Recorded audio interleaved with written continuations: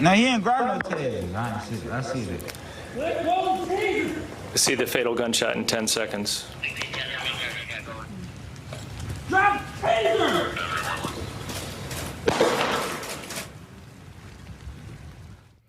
Tonight, a police officer is on paid administrative leave after that deadly shooting in Grand Rapids, Michigan. It happened a week ago. 26-year-old Patrick Lyoya was killed during a struggle with police after that traffic stop. He was shot in the back of the head while he was on the ground in the midst of that struggle. And then there's another video out of Minnesota tonight that shows another officer shooting. This involved a woman. She pulls a gun on the officer during the traffic stop. Take a look.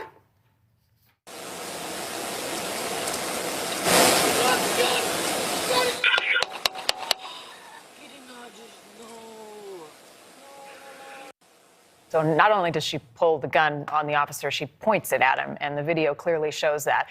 The woman did survive, and she is charged with attempted murder of a police officer tonight. And without that video, we would not have known what had happened. I want to bring in now retired police commander and the host of the To Be More podcast, TJ Smith.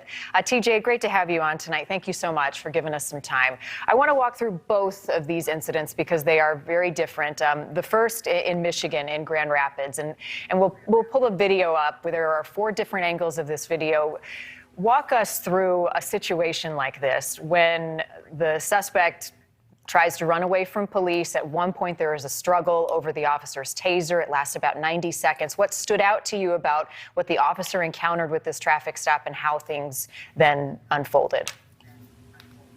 Well, first, thanks for having me. And it's a tragic situation, obviously, with a loss of life.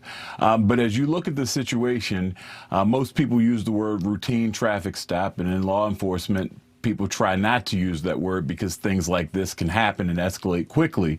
And it started out with what looked like a pretty regular conversation, but then it quickly escalated as he was looking for his license and then decided to take off running.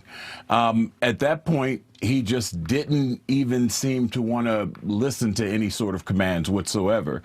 And it looked like the officer asked and made sure the individual was able to understand English because he's not native of America, and the officer seemed to have recognized that, and he acknowledged that he could understand what was going on. But once the individual grabbed the taser, that started changing the game, because if he gets hold of that taser, he can incapacitate the officer, and the officer doesn't have everything that we might have and we might know now, and you don't have to wait for that. And getting control of the taser, it's called less lethal, not non-lethal. It's something that you can use deadly force on at that point. Right, because, I mean, couldn't then someone, if they get the taser, then subdue the officer, get their gun? I mean, things can change very quickly in a situation like that. So what will prosecutors be looking at to determine if the officer, if there was any wrongdoing, if there should be any charges filed as they review the same video that we're looking for? What will they be looking to stand out?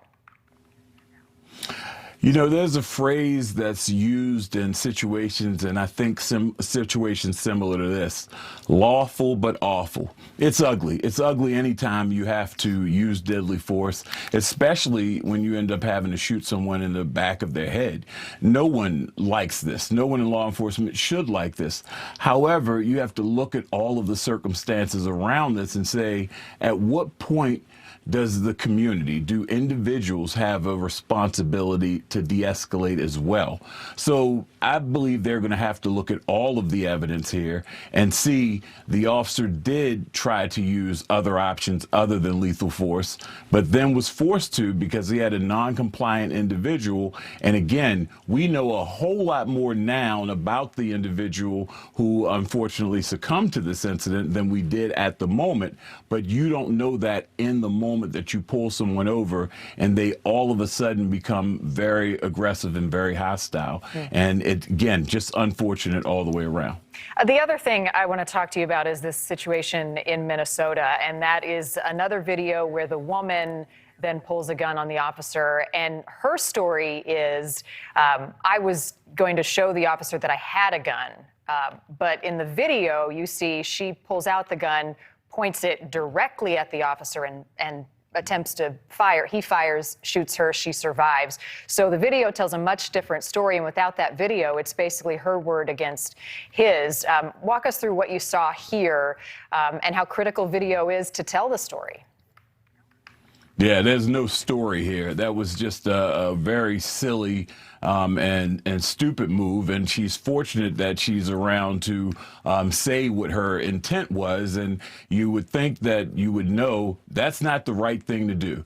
You know, you put your hands in the air and say, I have this on me, and let the officer retrieve it.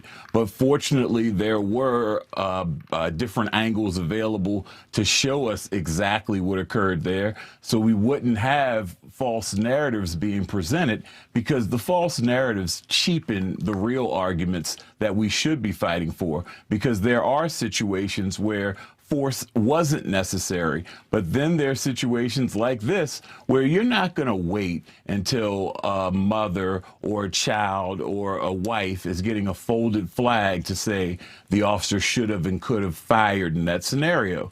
The individual on the other end has a responsibility too, and we have to start talking more about that, because it's totally unfair to be put in these scenarios. And in both of these scenarios, I think you saw a hands-off approach, and you saw in the first situation where the individual was walking around actually on his own.